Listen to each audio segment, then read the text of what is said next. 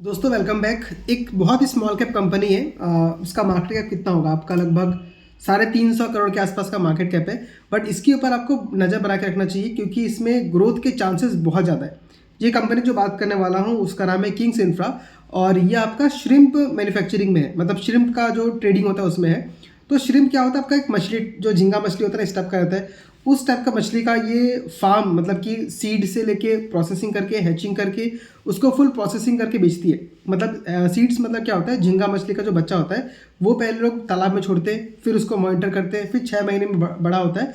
उसको पैकेजिंग करके ये लोग बाकी जगह बेचते हैं। तो कहाँ कहाँ बेचते हैं? यूएस में, यूके में, जापान में। अभी इन्होंने जो इनका जापान की कंपनी इटोचू बोल के, और भी कोई शोरुका नाम का कोई कंपनी है, कंपनी का नाम मुझे ठीक से याद नहीं आ रहा, बट वो उन कंपनी के मैनेजमेंट या उनके डेलीगेशंस आके यहाँ पे चेक करके देख रहे थे कि इनका जो मैन्युफैक्चरिंग का जो प्रोसेस है, जो श्रिम्प का जो मैन्युफैक्चरिंग करते हैं वो अच्छे से है कि नहीं। तो उन्होंने देखा कि सब कुछ प्रोसेस ठीक है और कंपनी का ये कहना है कि आगे आने वाले कुछ सालों में या आगे आने वाले कुछ महीनों में हम लोग वहाँ पे अच्छा खासा एक्सपोर्ट कर सकते हैं और उसके लिए हम एक्सपेंशन का प्लानिंग भी कर रहे हैं। क्योंकि अगर आपका डिमांड बढ़ेगा तो उस डिमांड को फुलफिल करने के लिए आपके पास प्रोडक्शन कैपेसिटी भी होना चाहिए। तो उसके लिए कंपनी आगे बढ़ रही है और कंपनी ने एक नया प्रोडक्ट लॉन्च किया है आपका पास्चराइज क्रैब। मतलब जो कैन डब्बे में जो जैसे मछली का मिलता है ना, वैसे डब्बे में आपका क्रैब मिलेगा। तो उसका डिमांड बहुत ज़्यादा है यूएस में और उसके लिए कंपनी काम कर रही है। तो इस तरफ से भी आपका इनकम में काफ़ी अच्छा खासा ग्रोथ देखने को मिल सकता है। दूसरा कंपनी एक और पूरा मतलब एक्वा कल्चर का पार्क बना रही है आंध्र प्रदेश गवर्नमेंट के साथ मिलके। वहाँ पे क्या हो रहा है, इनका जो कैपेसिटी है वो लगभग 3300 मैट्रिक टन से बढ़ जाने वाला है। तो काफ़ी अच्छा खासा इनका कैपेसिटी बढ़ने वाला है और इनका सेल्स में काफ़ी अच्छा खासा ग्रोथ हमको देखने के लिए मिल सकता है। और इसमें लेकिन मार्केट ने अगर देखूँ मैं श्रिम्प मैन्युफैक्चरिंग वाले में, तो हमारे पास नॉर्मली 3 कंपनियां हैं। एक है आपका जो मार्केट लीडर है वो अवंती फीड, दूसरा है एपेक्स फ्रोजन फूड और उसके बाद तीसरा आता है किंग्स इंफ्रा। तो इस कंपनी के ऊपर एक प्रॉब्लम ये भी है कि कंपनी आपका श्रिम्प मैन्युफैक्चरिंग के साथ साथ आपका रियल एस्टेट में भी है, जिसके वजह से मेरे ख्याल से इन्वेस्टर्स को उतना कॉन्फिडेंस नहीं आता है। क्योंकि एक मछली बेचने वाली कंपनी अगर रियल एस्टेट में आती है तो थोड़ा बहुत दिक्कत होता ही है। बट इनका बोलने का मतलब इस तरीके का नहीं था कि हम लोग एकदम फुल रियल एस्टेट डेवलपमेंट करेंगे। हम लोग का जो ज़मीन था उसको हम किसी को लीज पे दे देंगे या उसके ऊपर हम थर्ड पार्टी के साथ कॉन्ट्रैक्ट करके कुछ बिल्डिंग्स बनवाएंगे जहाँ से हमको कुछ एक्स्ट्रा इनकम आ सकता है। तो नेट अगर मैं देखूँ तो मुझे कंपनी ठीक लग रही है। बट क्योंकि कंपनी बहुत ही छोटा है तो इसमें वॉलेटिलिटी बहुत ज़्यादा होगा, रिस्क बहुत ज़्यादा होगा। तो इसमें अगर इन्वेस्ट करते हैं तो हमको प्रॉफिट तो हो सकता है, बट हमको बहुत ज़्यादा इन्वेस्ट नहीं करना है क्योंकि उसमें रिस्क भी उतना ही है। तो मैं फिलहाल अपने पोर्टफोलियो का सिर्फ 1.5% या 2% के आसपास एलोकेशन है और आज के दिन में थोड़ा सा बढ़ाया है मैंने, क्योंकि एक अच्छा अपडेट देखने के लिए मिला हमको कि यहाँ पे जापानीज कंपनी का साथ इनका टाइप हो सकता है। मतलब अभी तक वो लोग आके इनके प्लांट को देख के गए हैं।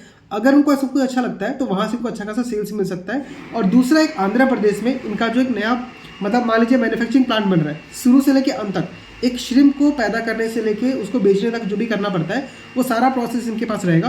तो ये कुछ चीज़ें हैं जो इस कंपनी के लिए काफ़ी फेवरेबल हो सकती है।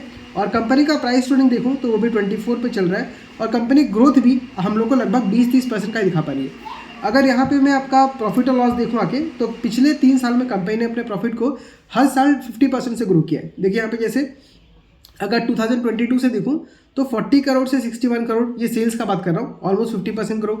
फिर 60% से 60 करोड़ से 90 करोड़ का ग्रोथ हुआ है, मतलब अगेन 50% का ग्रोथ हुआ है। फिर यहाँ पे 2025 में 90 करोड़ से बढ़ के आपका 124 करोड़ हुआ है। यहाँ पे आपका प्रॉफिट में, मतलब सेल्स में थोड़ा कम ग्रोथ दिखा है आपको, लगभग 37% का दिख रहा है। बट यहाँ पे हमको ये भी ध्यान देना पड़ेगा कि 2025 का एंडिंग में हमें क्या देखने के लिए मिला?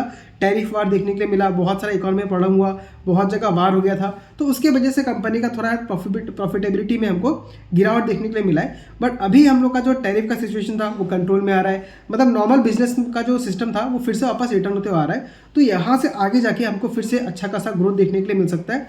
तो इसलिए कंपनी बहुत ही अच्छी लगती है मुझे, ये मेरा ओपिनियन है, आपको कोई रिकमेंडेशन नहीं दे रहा हूँ। बट ये छोटी कंपनी तो रिस्क तो रहेगा, तो ये बात हमेशा ध्यान रखिए। और अगर आपको मेरा वीडियो देख के अच्छा लगता भी है तो उसके बाद भी आप खुद का एनालिसिस कीजिए, खुद का वैल्यूएशन कीजिए, उसके बाद ही इसमें ट्रस्ट कीजिए। और मैं तो कहता हूँ कि इसमें आपको बहुत ज़्यादा एलोकेशन नहीं लेना है, मैक्स टू मैक्स अपने पोर्टफोलियो का 2 से 3% लीजिए। आगे आने वाले टाइम में अगर कंपनी अच्छा करती है तो हम अपना एलोकेशन आराम से बढ़ा सकते हैं, क्योंकि बहुत छोटी कंपनी है, 1000 करोड़ भी नहीं हुआ, 500 करोड़ की कंपनी भी नहीं है, सिर्फ 340 करोड़ का है। तो अगर ये कंपनी यहाँ से 10 गुना भी होती है तो भी एक स्मॉल कैप कंपनी रहेगा। तो ग्रोथ के चांसेस बहुत ज़्यादा है, बट आपको हाइब्रिड नहीं करना है, छोटे छोटे स्टेप्स लेके दिखना है। और हर क्वार्टर में जाके, अभी जैसे मान लीजिए इस क्वार्टर का अगर देखूँ तो अवंती फीड्स हो या आपका किंग्स इंफ्रा हो या आपका ये एपेक्स फ्रोजन फूड हो, सबका ग्रोथ लगभग 20 से 17% के आसपास ही है। तो आगे आने वाले क्वार्टर्स हमको दिखाई देगा कि कौन सा कंपनी बहुत अच्छे तरीके से काम कर रही है। क्या पता आगे जाके ये कंपनी खराब करने लग जाए, तो उस टाइम पे हमको यहाँ से निकलना ही पड़ सकता है। इसलिए छोटे कंपनी में सोच समझ कर हमको एलोकेशन लेना चाहिए। अब लास्ट में बोल देना चाहता हूँ कि मेरा एलोकेशन इसमें है, और अगर आपको इसमें एलोकेशन लेना भी है तो वो डिसीजन आपका खुद का होना चाहिए। मैं सेबी रजिस्टर्ड नहीं हूँ, लेकिन उसके लिए मैं काम कर रहा हूँ। आने वाले 1 से 2 महीने के अंदर मेरे पास पहला जो NISM का सर्टिफिकेट होता है रिसर्च एनालिस्ट का, वो मुझे मिल जाएगा। उसके बाद मैं और भी काम करूँगा ताकि मुझे सेबी का लाइसेंस भी मिल जाए, तब मैं आपको रिकमेंड दे सकता हूँ। बट यहाँ पे जो वीडियोज़ बना रहा हूँ वो सिर्फ मैं आपको एजुकेशन पर्पज़ के लिए बना के दे रहा हूँ।